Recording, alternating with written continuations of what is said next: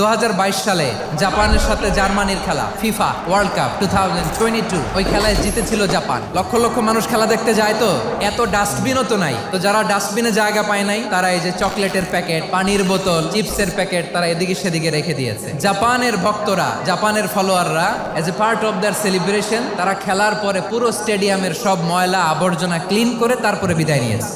ছোটবেলা থেকে Japan government ওদেরকে এত পরিচ্ছন্নতা শেখায়। ক্লাসে আমি দেখেছি, ক্লাসে নিজের বেঞ্চ নিজে মুছে, নিজের ক্লাসরুমটা নিজে পরিষ্কার করে, রাস্তাঘাটে একটা ধুলা নাই, ময়লা নাই, একটা টিস্যু নাই। খেলার পরে গোটা বিশ্বকে তাক লাগিয়ে দিয়েছে। জাপানের ফ্যানরা সবার রেখে যাওয়া গার্বেজ, টিস্যু, বোতল পরিষ্কার করে তারপরে স্টেডিয়াম থেকে বিদায় নিয়েছে। তাদেরকে কি ক্লিন করার দায়িত্ব দেওয়া হয়েছিল?